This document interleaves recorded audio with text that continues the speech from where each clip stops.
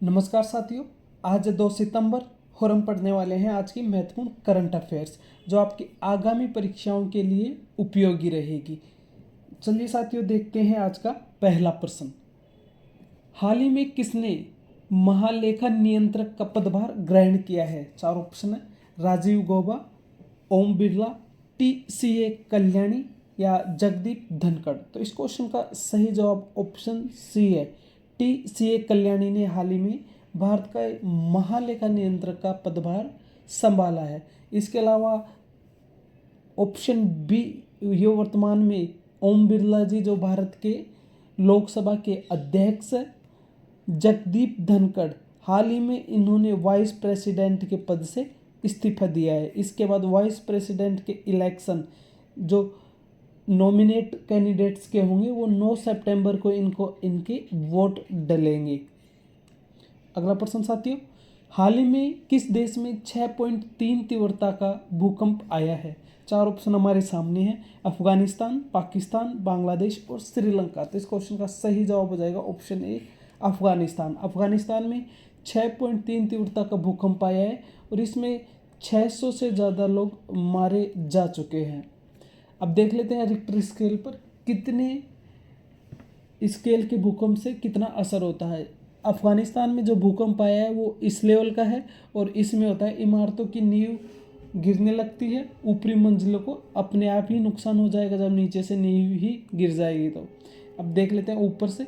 सिर्फ सिस्मोग्राफ 0 से 1.9%, सिर्फ सिस्मोग्राफ से ही पता चलता है इसका।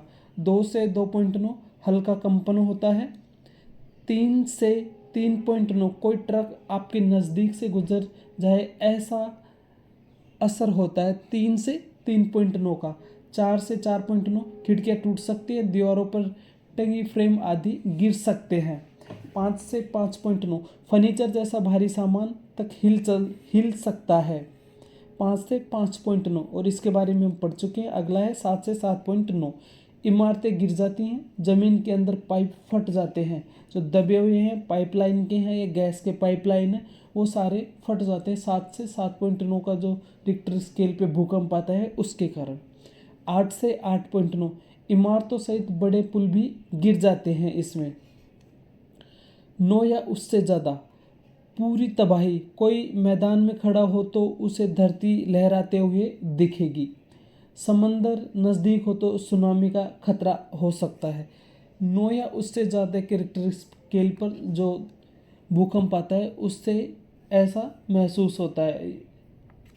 अगला प्रश्न साथियों, हाल ही में भारतीय डाक विभाग ने किस देश के लिए सभी प्रकार की डाक सेवाएं अस्थायी रूप से बंद कर दी हैं? चार ऑप्शन है।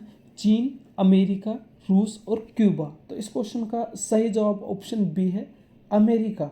भारत ने अमेरिका के साथ, जो भारतीय डाक विभाग है उसने अमेरिका के साथ सारी डाक सेवाएं बंद कर दी है। इससे पहले भारत ने जो 800 रुपये के सामान थे, $800 के, उन तक बैन किया था क्योंकि अमेरिका ने $800 तक के सामानों पर छूट दे रखी थी कि फ्री में किया जा सकता है। $800 का अर्थ 70,000 रुपये इंडियन करेंसी में। इसके बाद $100 तक के सामानों का को भेजने का काम भारतीय डाक विभाग कर रहा था, लेकिन अब इस पर भी रोक लगा दी है क्योंकि अभी क्लियरिटी नहीं है अमेरिका जो पोस्टल विभाग है उसके साथ कि किस तरह के सामानों पर रोक लगी है और किस पर नहीं। अमेरिका के द्वारा ये क्लियर किया नहीं गया और इसके बाद भारतीय डाक विभाग ने अपनी सेवाएं अमेरिका के साथ अस्थायी तौर पर, परमानेंटली नहीं है, अस्थायी तौर पर बंद कर दी हैं। अगला प्रश्न, टोक्यो में होने वाली 2025 विश्व एथलेटिक्स चैंपियनशिप में भारत की 19 सदस्यीय टीम का नेतृत्व कौन करेगा? चार ऑप्शन है। परवीन चित्रावल, अब्दुल्ला अबू बकर, नीरज चोपड़ा, गुलवीर सिंह। तो इस क्वेश्चन का सही जवाब आप देख सकते हैं ऑप्शन सी है, नीरज चोपड़ा। नीरज चोपड़ा इस टीम का नेतृत्व करेंगे। ये विश्व एथलेटिक्स चैंपियनशिप 2025 का आयोजन जापान में किया जा रहा है, टोक्यो शहर में, और भारत की तरफ से 19 सदस्यीय टीम इसमें भेजी गई है। और साथियों ये जो तीनों ऑप्शन है ए, बी और सी, ये भी इसमें शामिल है तीनों ही, और नीरज चोपड़ा। अगला प्रश्न, हाल ही में किस देश के प्रधानमंत्री ने अवैध प्रवासियों को हिरासत में लेकर वापस भेजने की घोषणा की है? 4 ऑप्शन है, फ्रांस, पोलैंड, बेलारूस और ब्रिटेन। तो इसका सही जवाब ऑप्शन डी है, ब्रिटेन। ब्रिटेन के जो प्रधानमंत्री हैं पीएम कीर स्टारमर,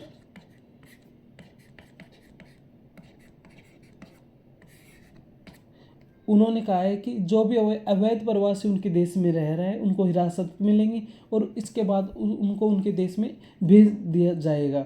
यह कदम अमेरिका की तरह ही है, जैसे अमेरिका ने कुछ महीनों पहले विदेशों से आए प्रवासियों को बाहर निकाला था प्लेनों में कि कैसे भी करके अपने देश से किसी भी परिवहन के माध्यम से देश से बाहर भेजा था। उसी तरह अब ब्रिटेन कर रहा है। अगला प्रश्न, हाल ही में किस शिक्षक को वर्ष 2025 के प्रतिष्ठित राष्ट्रीय शिक्षक पुरस्कार के लिए चुना गया है? 4 ऑप्शन हमारे सामने आते हैं। डॉक्टर प्रमोद कुमार, राधा शर्मा, अनुपम जोशी, देवजीत वर्मा। तो इस क्वेश्चन का सही जवाब ऑप्शन ए है। डॉक्टर प्रमोद कुमार को जो वर्ष 2025 के प्रतिष्ठित राष्ट्रीय शिक्षक दिवस के रूप राष्ट्रीय शिक्षक पुरस्कार, यानी कि एक तरीके से राष्ट्रीय पुरस्कार है, राष्ट्रपति पुरस्कार है। अब शिक्षक दिवस मनाया कब जाता है? 5 सितंबर को। 5 सितंबर को प्रतिवर्ष शिक्षक दिवस हमारे देश में मनाया जाता है डॉक्टर राधा कृष्णन जी की जयंती के उपलक्ष्य में। अगला प्रश्न, महिला विश्व बैडमिंटन चैंपियनशिप में स्वर्ण पदक किसने जीता है? 4 ऑप्शन हमारे सामने, ओन सेयोंग, वोंग जी, अकाने यामागुची और पीवी सिंधु। तो इस क्वेश्चन का सही जवाब है ऑप्शन सी, दक्षिणी कोरिया की एक खिलाड़ी है अकाना यामागुची, और अब तक के विश्व बैडमिंटन चैंपियनशिप के इस दौरान में वो सबसे सफलतम खिलाड़ी मानी जाती हैं, क्योंकि इन्होंने इस स्वर्ण के साथ में 3 गोल्ड और टोटल कुल मिलाकर 5 मेडल जीते हैं। तो इन्होंने जो स्पेन की कैरोलिना मारिन जो एक बैडमिंटन खिलाड़ी है, उनके बराबर या उनसे भी अच्छी खिलाड़ी अब ये बन गई हैं, क्योंकि इन्होंने 3 स्वर्ण जीते हैं और 5 टोटल मेडल जीते हैं। इसके बाद इस श्रेणी में पीवी सिंधु भी शामिल है, क्योंकि उन्होंने भी इस चैंपियनशिप में 5 मेडल जीते हैं। स्वर्ण कम है पर 5 मेडल है, जो कि सबसे सफलतम खिलाड़ियों में उनको लाकर खड़ी करती है। इसके अलावा देख लेते हैं बाकी ऑप्शंस को। ऑप्शन ए, आन सेयोंग, ये इस टाइम विश्व बैडमिंटन में नंबर 1 खिलाड़ी है। वोंग जी ये नंबर 2 पे हैं। अगला प्रश्न देखते हैं साथियों, पीएम मोदी सेमिकॉन इंडिया 2025 का उद्घाटन कहाँ करेंगे? 4 ऑप्शन है, मुंबई, महाराष्ट्र, जयपुर और नई दिल्ली। तो इस क्वेश्चन का सही जवाब है नई दिल्ली में। पीएम मोदी सेमिकॉन इंडिया 2025 का उद्घाटन नई दिल्ली में करेंगे। अगला प्रश्न, साल 2025 विश्व कप से पहले महिला क्रिकेट को बढ़ावा देने के लिए आईसीसी ने किसके साथ साझेदारी की है? 4 ऑप्शन है हमारे सामने, गूगल, माइक्रोसॉफ्ट, ओपन एआई और मेटा। तो इसका सही जवाब हो जाएगा ऑप्शन ए। हाल ही में महिला क्रिकेट को बढ़ावा देने के लिए आईसीसी ने गूगल के साथ साझेदारी की है। अब आईसीसी के बारे में देख लेते हैं। आईसीसी की फुल फॉर्म है इंटरनेशनल क्रिकेट काउंसिल। वर्तमान में इसके अध्यक्ष जय शाह। ये भारतीय गृह मंत्री जो होम मिनिस्टर हैं अमित शाह जी, उनके बेटे हैं। आईसीसी का मुख्यालय दुबई में है।